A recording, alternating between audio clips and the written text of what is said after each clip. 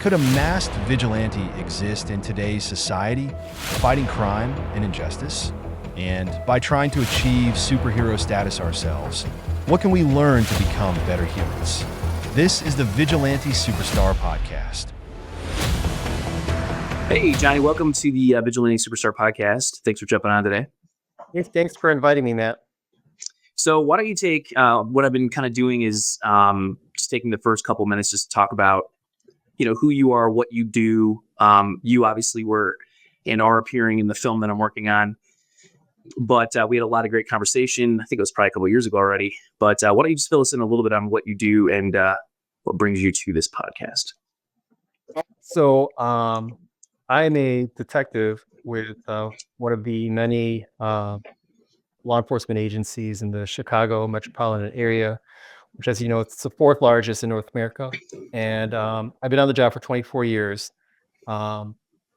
Also, I work with a collective of other investigators, regional investigators that work on cases like burglary, theft, and fraud with a nexus to like local and like transnational traveling crime groups. So during my career, I've investigated like crimes ranging from petty theft to homicide. And did you start out on as a more of a beat cop, like initially, and then became a detective? Yeah, I spent half my career as a beat cop in uniform, and just for the past 7 years, I've been working plainclothes as a detective. Cool. So what's the, I think we talked about this a little bit, probably off the cuff, back a couple of years ago, but what's the climate right now in a large city like Chicago or that area, in terms of, crime? We hear lots of things on social media. Is crime really escalating, or is it not? Is it certain types of crime? Do you feel like there's support for police? I mean, I know I support the police, but I know there's been lots of political stuff there with not backing the police. But do you think, what's the climate like right now?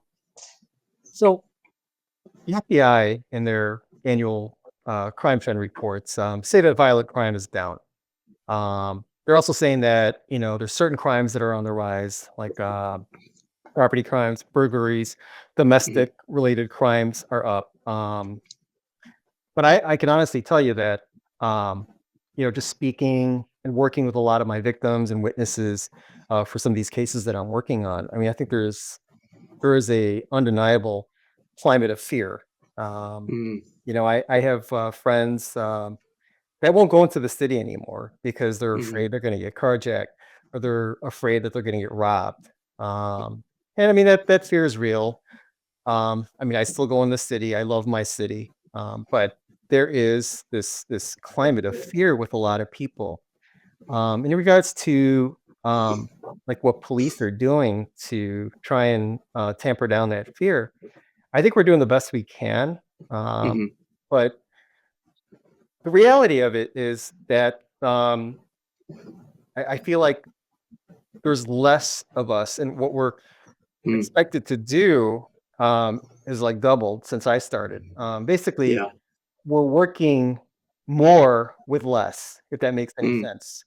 Yeah. So, and I mean, when you ask me about do we have like the backing, I mean, I would say that the people I work for, the community I serve, I would say that they're overwhelmingly supportive of what we do. And I could probably say that like in some of the other areas where I don't work, but I have colleagues that work there, that their community supports them. That's great.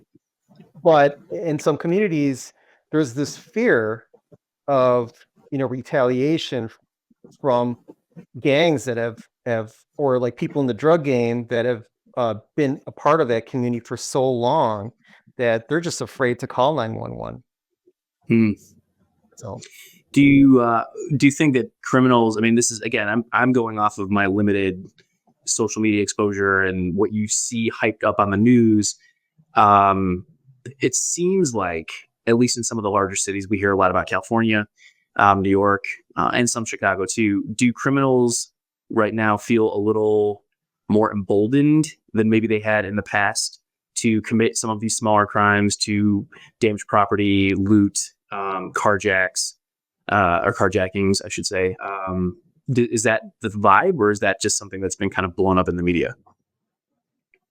What I'm seeing, and this is since, since COVID, since the unrest of like 2020, I have been seeing a lot more people, committing crimes and continuing to commit the same types of crimes. You know, you have You have and it's more organized too. You have Yeah. groups of individuals that will work together and, just walk into a store and just like empty out like a couple Yeah. shelves of like retail merchandise, and they're making probably maybe ten to $20,000 worth of merchandise like in Yeah. you know, that one incident. Hmm. So I would say so that they are emboldened to commit these crimes. You know, we have a justice system in place. Is it perfect? No.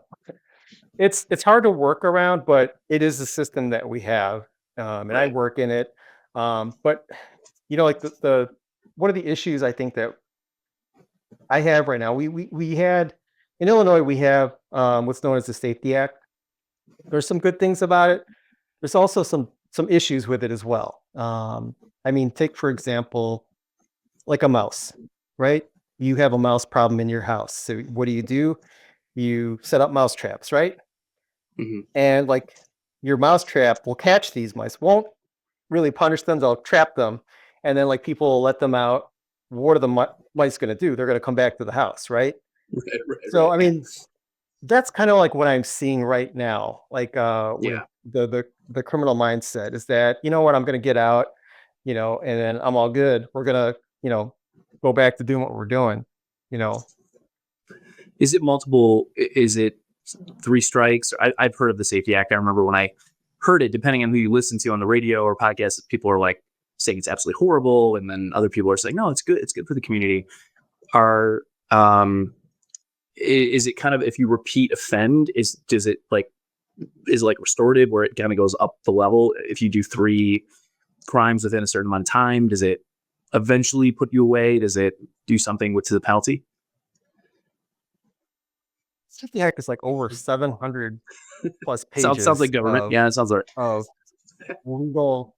Yeah, and it's something to note is that this is like a law that was passed like in the middle of the Mhm. night when most people are I asleep, did hear that. and I don't think a lot of people. Yeah, I don't think a lot of people had a lot of input into maybe Yeah. arguing for that bill. So, and that's Yeah. just my opinion of the Safety Act. Again, I think Sure. there's some good Yeah. things about it, and but there's just so many Mhm. issues with it that I mean, I think it would take Yeah. forever to Yeah. I know. discuss. But um, but where I am seeing is that a lot of people are, one of the things that the Safety Act eliminated was Mhm. cash bail. And there's plenty of good reasons why they should Right. eliminate cash bail. But for like repeat offenders, that again, like I go back to that analogy with the Mhm. mouse traps.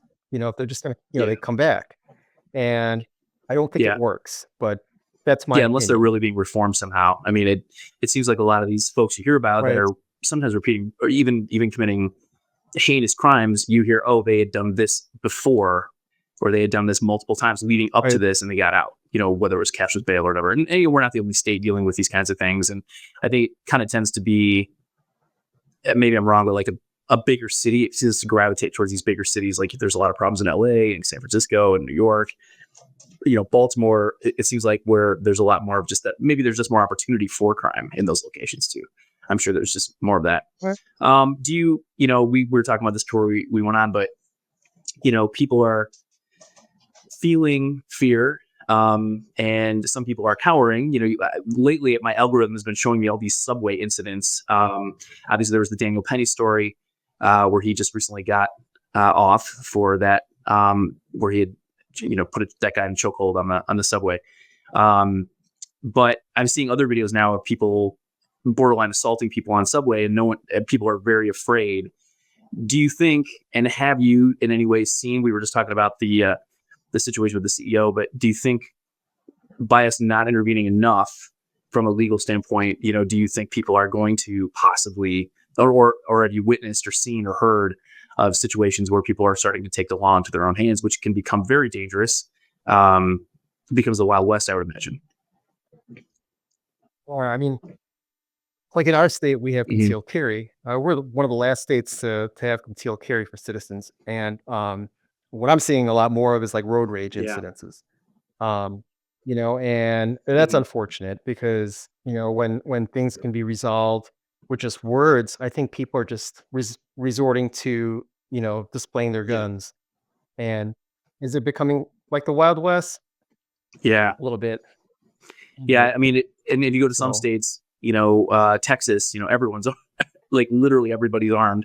And yeah, and wow. it isn't. I was at a martial arts class this past week, and I was talking to a guy, and he made a comment like, well, he's an older guy, he's like 60, he's learning Thai boxing, and he's like, yeah, this is cool, it's good for my body, but he's like, realistically, like, Well, they're just gonna shoot me. So it's like I'm learning these martial arts, but it's like someone's just gonna pull a gun on me if anything ever happens. So I'm just gonna back away and protect myself. But and that's the fear, right? Is people are gonna if everyone's armed, maybe that's a deterrent. I mean, you could look at it that way, but yeah, I think it can lead to more of those kind of issues too.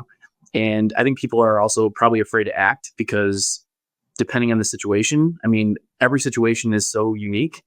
And I've seen situations where people like Daniel Penny, he acted, he was trained to act, and that went really off the rails for him for a while.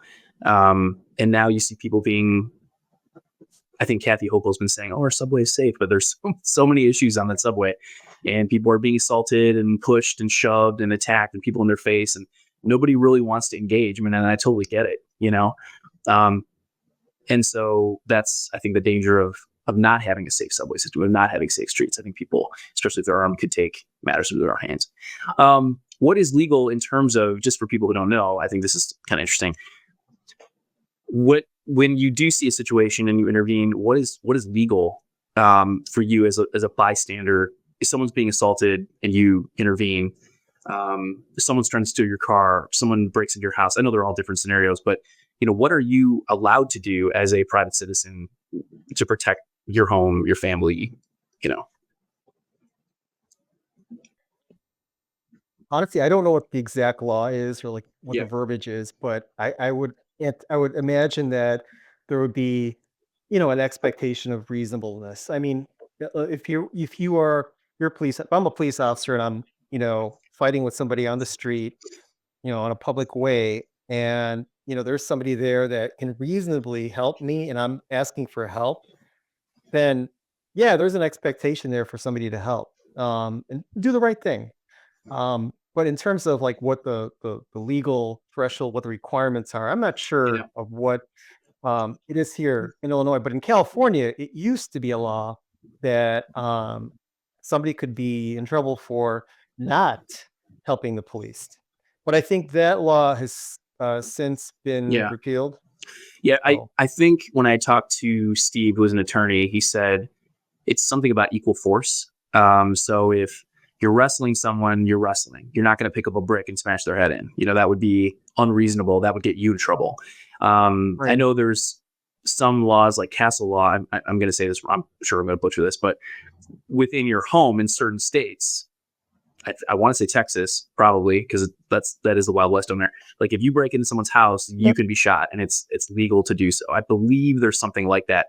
But I've also heard here that if someone breaks your house and they're running away from you and you shoot them, and you shoot them in the back, or even if they're climbing out of your window and you shoot them in the back, like you're going to be in huge trouble. So it is, we talk about this vigilante stuff and it's fun in the comics and the movies and people take matters in their own hands. But the reality is you do have to be pretty careful about, especially if you're, we have these guys who are UFC fighters or special forces or police officers who really know how to handle themselves. And I think that puts you in this other category. What was that movie with Nicolas Cage, Con Air? Remember, did you ever see Con Air, where well, his hands were you are lethal weapons because he was a special forces guy and he like killed a guy just protecting his wife and ends up going to jail for that. But yeah, I would imagine, and I think generally speaking, it's got to be like equal amounts of force that you're, yeah, I think it goes back to, again, like what we were talking about, Yeah. reasonableness. Right. Like if somebody breaks into my house and I happen to have my gun in my hand as he's breaking into my house, he sees me, sees the gun, and then turns around. I can't Right. just shoot him. You know, so I mean, unless I see a gun in his Right. hand, um, then it's force on That's the word. That's force, what. Right. and that I think that's the expectation in Yeah. this state, at least. So, yeah, I would imagine that you got to be justified. I mean, that's taking Sure. somebody's life. You need to have good reason Right. to do that. And I think even just to bring up Daniel Penny again, that was what they were trying to figure out. Was he was saying, well, people on the train, a lot of those people testified, and that's why he got off. That we felt really unsafe with this guy, and he said, hey, I wasn't trying. He felt bad about actually hurting a guy or killing the guy. He didn't want to do that, but he felt like he had to act. And I think that's hopefully not where we're headed more of, because I feel like there's so much that can go wrong, like you said, with road rage and people really trying to, because the reality is most people aren't trained and most people aren't able to restrain. Even if, that brings us to this vigilante conversation. So obviously the movie that I'm making is about the fantasy of, could a Batman type character exist? And that kind of segues nicely into, if you had someone like, let's say, a Batman type character, even if he was highly trained, talk to me about some of the issues legally. And this is where you kind of typically break the fantasy of like, oh, could Batman exist? And then you talk to someone in law enforcement and they kind of humble you and they say, no, probably not. What are some of the issues that like that type of superhero character would run into in a real society? Well, so like we look at the Batman Mm-hmm. storyline, right? We have this vigilante in a mask. He's actually working with the Gotham Right. Police Department, right? I mean, like the chief, the commissioner knows Batman, they're friends. He puts up a signal, Batman come out. You would never see that in any American Yeah. city. I mean, it's Yeah. fantastical at best. But yeah, I think there's no way. I mean, it opens up a lot of Mm-hmm. liability to like police departments. And police departments train in a certain way. They have policy that they're Right. supposed to adhere to. Um, and that's, Batman is on Mm-hmm. his own, agenda. So and again, we have a justice system in place. Is it perfect? No. But it's something that we as law enforcement agencies have to work with. Yeah. And I mean, And that doesn't no, include no, no, vigilantism. no, not so much. But yeah, I mean, I think we had talked when we talked about this. I'd asked you some questions about what kinds of things would Batman be doing illegally, and it's like a lot, because even people may or may not know this, but I think the way you guys even collect evidence has to be done within protocols, I would assume. And Batman's just swooping in, taking out a warehouse, delivers some bad guys to the front steps of the cops. It's like what is that going to do? Because those guys are going to get off anyway, because there's no evidence that was collected properly. One of the guys I talked to, I think he was a Marine. He said, yeah, the thing to do would be to like take pictures, maybe collect evidence, and then just deliver that to get people pointed in that direction. Might be a better, like, surveillance, that type of thing would be a better way to go than beating a bunch of guys up, tying them together like we've seen in the comic books, and then like the police come and arrest everybody, because those guys would get off, I would assume. Well, everything that we do in a criminal investigation is going to get Right. scrutinized no matter what. How we collect evidence, where the evidence came from, and even like our interactions with the public. Like whenever we have to use force, every move that we make has to be documented. Well, like what did you do first? Well, I gave Mhm. verbal directions to ask this person to stop what they're doing, and then I place. It's all it Right. escalates, to the point of like that lethal use of force, and it gets heavily scrutinized in court. Yeah, and I mean, and I think to be Batman, you would have to, you'd have to trespass constantly. You would have to sneak around in private property that you're not supposed to be in. You would be covering your face so you're not identifiable. I know there's this whole. I've got some people that follow me on social media. The whole real life superhero movement. I don't know if you know much about that, but if you look on my Instagram page, you'll see a lot of those guys follow the movie. And it's interesting, like there's this whole subculture of people that do dress up and do walk around, but they really operate in a way where it's a little more like neighborhood watch, because they most of the cops know them. They might wear masks and have fun with the costumes and all that. And they might even carry medical kits and a taser, and they might even wear Kevlar, but they always identify themselves to police. The police know who they are. They might hand out water to homeless or blankets and do some of those kind of things. But the real fantasy of like Batman taking down the mafia and taking down gangs and thwarting a bank robbery, so many laws would be broken, and that I'm sure that there'd be a giant manhunt for that person, just as if anybody committed a crime, whether it was justified or they felt it was justified or not. Kind of that Robin Hood mentality. I mean, we would still go after them. I'm sure we would do everything we could to capture that person.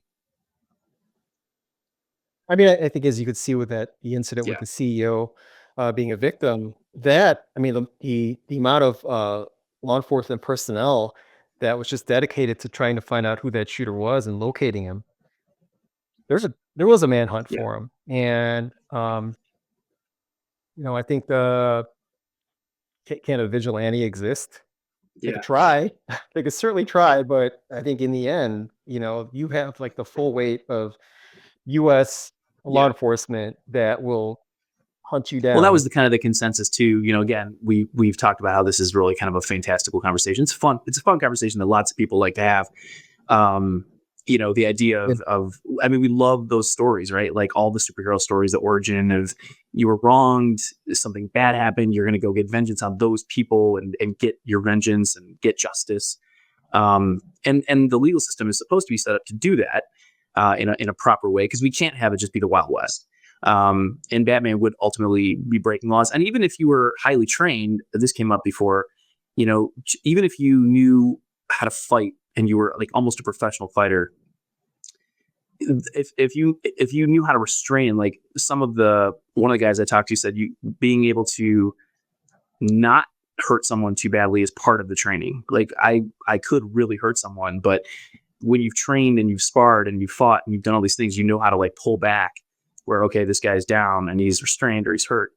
But even if someone fell and hit their head on a curb, I mean, now you've committed a murder, and that takes it to another level. And that's the way I approached the movie. Was he would have to be non-lethal, and that's Batman's character, unless it's the Zack Snyder Batman. That Batman is pretty nasty and lethal. But if you were going out and just more maiming people, or restraining people or blowing up drugs and freeing trafficked victims and people like that, we do have people that do those kind of things. But it's usually sanctioned, and stuff by someone, I would imagine. And there's things that go on. Some of the special forces guys who are still kind of in the community know, they say, yeah, I mean, some of these things do happen. We do rescue trafficked kids. We do take down cartels. We do some of these clandestine missions that people don't even know about. So in a way, we're doing this kind of stuff, but it's generally sanctioned. It's in a team. There's intel communication. It's very well thought out. And that was the thinking too with the way I approached it. Was if you were going to have a Batman, maybe you could do it briefly, but I think in time, very quickly, you would be caught. Agreed. I mean, surveillance There's just so alone. much I mean, surveillance technology. I mean, people are so attached to their cell phones now, is that it's become part of them. Where their cell phones are is where they are. Um, I mean, there are some criminals that have found a way around that.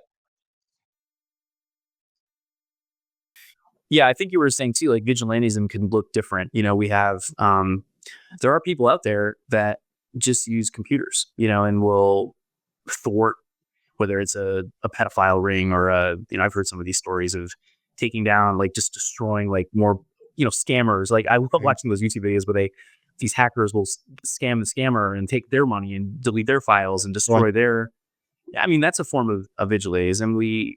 I know Rosa Parks had come up in one of the interviews I did, the Boston Tea Party. I mean, there's been some righteous things that have happened through history that people have been like, enough is enough. We're going to do this. But I think when you're talking purely about a Batman type character, it gets a little crazy. But just for fun, what kind of things do you think that character, just based on kind of your expertise, what would that type of character, what kind of traits would they need to have, and how could it be possible even for a brief amount of time, do you think? So, like, in terms of like a vigil, like a more realistic type Yeah, vigilante, I like think, let's say we had a dude running around in a with a mask and the attack and doing the Batman thing. What would how would they even begin to move in that direction? Like what would it take? Because that's really what the movie's about, is all the different facets of how that could work. right, Because we've talked about how it probably couldn't work. But what kind of traits would they need? What kind of skills? Maybe again, this is just coming from your expertise, like kind of your arena, which is more law enforcement. like you know, a person like Batman obviously you probably need like the physical attributes, the strength, obviously the money to have all those gadgets. But I think what's important is somebody who can't be detected and somebody who's tech savvy, somebody who Right. understands like technology with like cell phones, um, and like cell phone towers, that Mhm. understands and can be away from their cell phone device. Somebody who understands social media, um, people that just are more tech savvy now. Yeah, you said, I think when I talked to you, you said that you guys use social media a lot, because people just put everything on there, and I'm sure with what you guys have in your databases and your software and the thing, I know there's a lot of open source stuff too. I mean, the average person can go look at a crime map. The average person can go look at sex offenders in their neighborhood. The average person can look up a lot of that stuff. But I'm sure you guys, I would guess you have, for a big city like Chicago, like an entire area of people that are just online. Oh, this guy said he's going to do this here. We're going to check that out. Like, I would imagine, because people are always talking, right? I mean, people are chatting and bragging or posting. It amazes me. I work at a high school. It amazes me what kids post, even at that smaller level. They'll do something really stupid. We had a horrible bullying incident last year. Really horrible. Like one of the worst things I've seen. They filmed the whole thing and it went out to the entire community, and the community was outraged.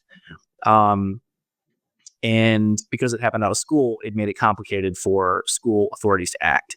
But they had to call the sheriff. I mean, it was a huge mess. But they film everything. They film everything. And so I would imagine you guys use that as a huge tool now. Yeah. People's lives are all on social media now. I mean, it's like everything you do, vacations. Um, that's what it used to be like, posting your vacation pics. Now it's like, I'm going to beat up Shorty and we're going to throw down at like 3 o'clock after school. Yeah. Yeah. And like you get to be a whole crowd there. And, Yep. you know, it's everybody's lives are just on social media now, whether it's like Yeah. Facebook, Instagram, or TikTok or Snapchat. People are doing drug deals on Snapchat and it's madness. But yeah, so, and also too, with your job, I mean, what, again, Batman is in the newest Batman movie, the one Matt Reeves made. They're making another one of those. He was the detective, and that's what I think is the cool parallel. And that's really, the original comics with Batman was Detective Comics, DC Detective Comics, where Batman was kind of the original kind of Cape Crusader, kind of solving crimes, and he was a detective, and he had all the gadgets and had the computer and all this kind of stuff. And we saw that in the 1966 Batman with the big weird bat computer, and that was more tongue in cheek and satirical. But um, what kind of things make for a good investigator? What kind of things make a good detective? And how it wouldn't even be in my world, and you can speak to this too. If Batman's totally in his own, he's not being helped by the police, or he's not helping the police, how would he even investigate a crime scene, and how would he even get access to a crime scene? That's the kind of stuff. But what kind of traits do you need to be a good detective in the first place? When I first started, there was an art, I think, to investigating somebody, interviewing, interrogating somebody. I'm not talking about torture interrogation. I'm talking about Right. Yeah. the mythology of interrogation.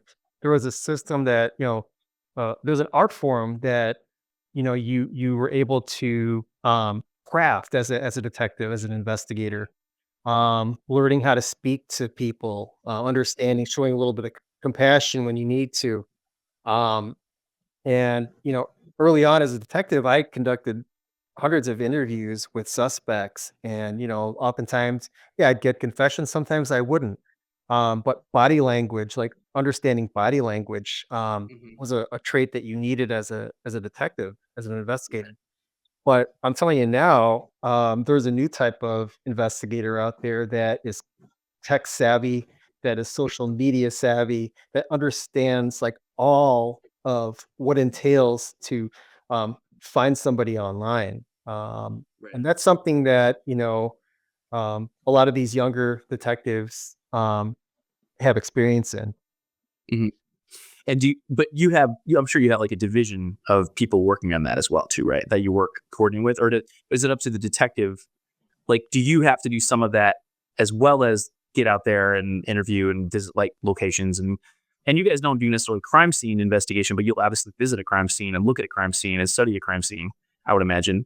So that would all be things that, if Batman was going to be a detective, he would have to be able to do. And that's where I think it gets complicated because if there was a murder, that's going to be he'd have to almost come in covertly in disguise. Like there's no way you would get access to a crime scene like that.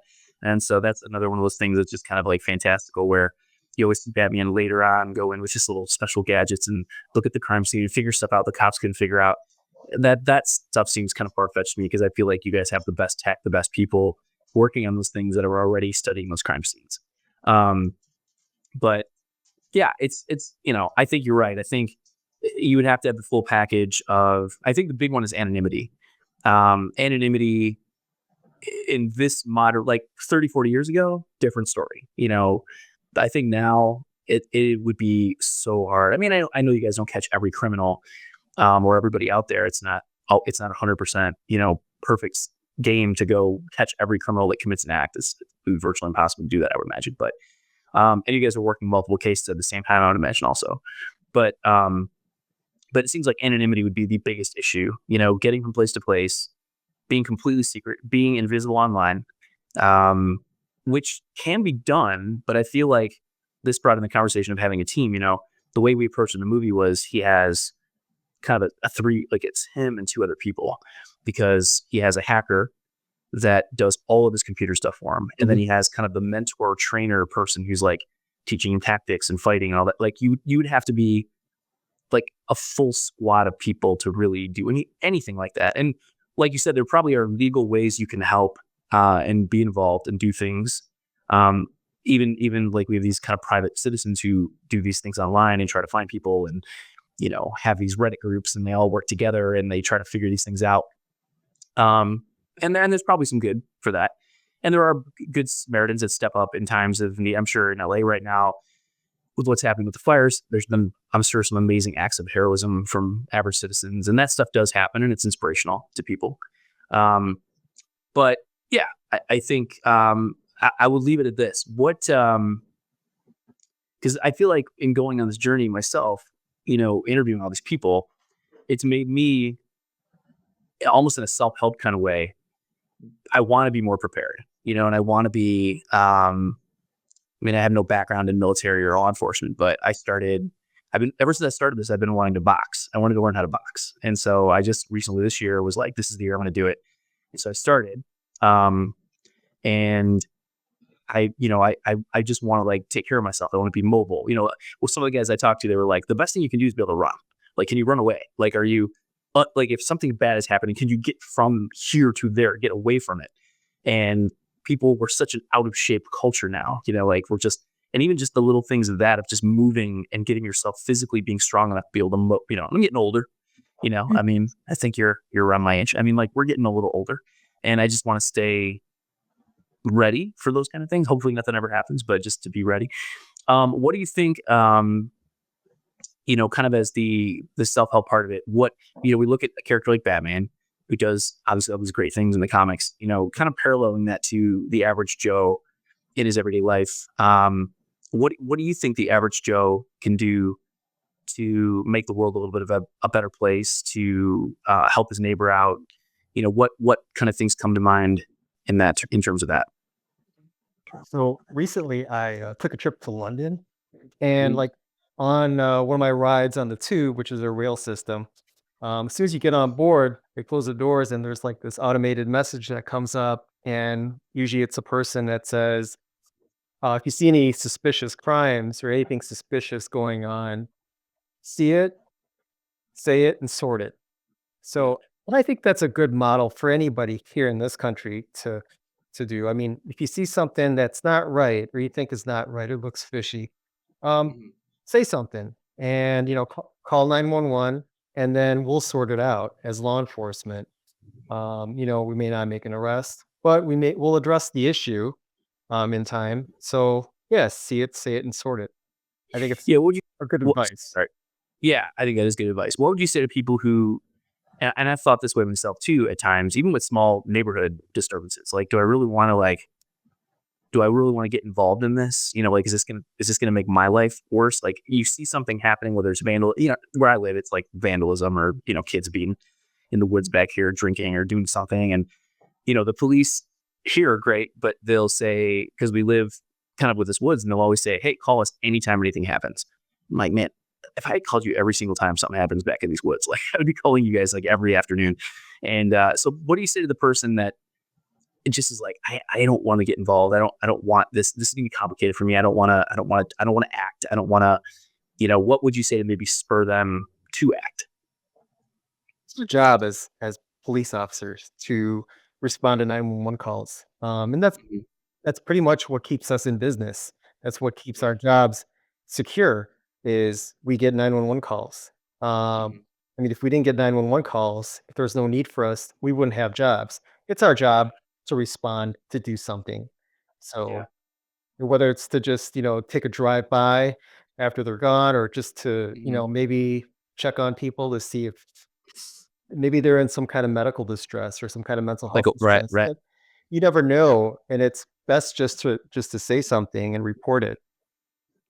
Yeah, I think that's the complicated thing now with, you see something happening and people just instantly think about all the negative things they've seen that have happened to people that have intervened. And I'm not saying like to necessarily physically intervene. You know, it would be. I think there are times where you probably do need to sort of physically intervene, but it's a scary thing to do because if you could be hurt, there's that fear. Some people don't have that fear, um, but also that there's going to be like major blowback. You'll lose your job, legal ramifications. It can become a racial issue very easily now, where if it's a certain ethnicity and a certain ethnicity, it's going to create social media waves, and it's scary, to get involved. So I think that's the hard part. I think if you have training, if you have a background in law enforcement, military, fighting, whatever, like maybe you're more apt, you're more confident, you intervene. Because a lot of it, one of the SEALs I talked to said, confidence is a huge, huge like predictor of performance, like how confident you are. Like you can be all trained, but if you walk up to a door and you can't go through the door, to help someone or to, in case of special forces, to like breach a door, like if you can't get through the door, then what good is all the training? Like you have to have the confidence of knowing I can handle this situation, or if this guy comes at me, I can restrain him without seriously harming him. But I think that's the fear. I think that's the fear for a lot of people, with social media. And I think social media has like exacerbated that like tenfold, Wow. because we want a society that polices themselves to a degree, not in a violent way, but if we see something happening on the front out here, 911. We had, it's stupid, but we had these kids banging on our back window. We live near woods and people roam through here all the time. And at first I was like, it's teens. I work with teens. I don't care. But it kind of freaked my wife and my daughter out a little bit because they weren't ding dong ditching. They were like banging on our back window. And my son, this is a funny story. My son was in the infantry. He's just honorably discharged last year, and he's a doer, man. He's like he scares me a little bit. Like he will take action. You know what I mean? And so we told him that it happened, and he's like, "Oh, gotta call the cops. You gotta chase those kids down." And I'm like, they're just kids ding dong ditching. They're. But then it happened again, and it kind of freaked out my daughter and my wife again. And so Zach happened to be home, and he was upstairs, and he jumped down the whole landing and jumped in his car and chased these kids down. And I was like a little scared because I was like, I don't want him to beat up a 16-year-old. He's 24 years old. And, but he pulled up and he like confronted these guys from his car and basically just was like, look, the police have been called. He was very aggressive with them verbally. I don't want to know what he said, but he basically like threatened them, like, do not come in my yard again. There'll be problems if you come in my yard again. The police haven't called and they're on their way. And we hadn't called the police. But the next day I called the police. They came out and I told the officer, I'm like, here's what happened. And the cop said, well, did they come back? And I'm like, well, I don't know if that worked yet. He's like, well, he's like, honestly, sometimes kids get called out like that. Like they have not come back. Well, It's been a year. They have not done that yet. So it's like, we were kind of scared in the moment, but he acted, Right. and that was a place where I literally thought, oh my gosh, he's going to go like punch a teenager. I was kind of scared for a second, but he was verbally aggressive, but he didn't, take any physical action against these high school kids. And they were scared enough to not come back. And then we just logged a police report, but I wasn't even going to call the cops. And he's like, you got to report it. You just got to like log it. And I'm like, yeah, so we did. So, I mean, like things like that, like it's a small thing, but sometimes a little intervention. In that case, the cop was like, well, that might scare those teens. They may not do anything like that again because someone chased them down in a car and it was a little scary and they got caught. And, they thought about their consequences a bit. So, but yeah. So anyway, I think that's going to do it. Do you have any other thoughts on this topic at all, or? Oh, I'm glad your son made it out there okay. Because, sometimes, I think it was just the right group of teens that he encountered that day. But some teens, I mean, I know. That's why we were never scared. know. I don't typically worry about him, but when it's 6 kids, you just don't know what's going to happen. And the issue now too with intervening, like even if you're in the right, like someone is doing something and you're trying to just even say something to that person, whether they're cutting in line, you're just trying to do like the ethical thing. You just don't know what people are going to do anymore, and how they're going to act. And sometimes, like I was joking with my wife today, we saw a woman that didn't put a cart back at Trader Joe's. She left it like in the middle of the parking lot. And I was referencing these guys on Instagram who they're like the cart police. Their whole shtick is they put stickers on people's cars and say, sir, and they like play a siren and they go, you violated not putting your cart back. Every one of those videos they post, those people go ballistic. And it's like, it's a silly thing. They don't put their cart away. They're getting in their car. The guy usually walks up, they go, and they throw a magnet on the car. It sticks to it. It's like, did not put my cart away. And they're wearing vests and everything. It's a prank. But every one of those videos, the people get incredibly hostile. I mean, it's amazing how hostile people get. And that alone too is a deterrent sometimes of man, do I want to like, hey, can you please put your cart back? Or can you please wait your turn in line? And people just go, it's like when people feel like this, almost like it's like the guilt, like they just get so defensive and they just act and they lash out and that stuff can be scary. And then just imagine just amping that up to a more, if someone's armed or if it's in a more compromising area, situation, rougher group of people, like you said, you don't know who you're approaching. That can get pretty scary. I have contact with somebody that just got nothing left to lose. And this is the day that they're going to take somebody out for anything. And the risk is just not worth it. No, I know. It's hard because I think you want people to do the right thing. You want to help people, or you want to help people that are being wronged. But it is a scarier world now with so many people, whether it's mental illness or they're armed or like you said, and people, I think more and more are becoming less communicative. We're seeing this in our politicians. I mean, people, they lash out, they personally attack. They can't have discourse anymore. It used to be maybe 40, 50 years ago, you could say, excuse me, sir, you cut in line. And, oh, yeah, you're right. I shouldn't, now it's in your face, and ready to go. And that's scary. So, well, hey, thanks for jumping on today. Always good conversation. Thanks for offering your expertise and insights on this kind of strange topic, but I think we talked about a lot of cool things here. So a lot of things people get something from. But again, thanks for coming on. Thanks for the invite, man. I'm looking forward to seeing your project once it's all done. We're getting there. I feel like I just keep telling people, just hold on, like it's coming. But yeah, it's going to take a little bit longer, but we're getting. Okay.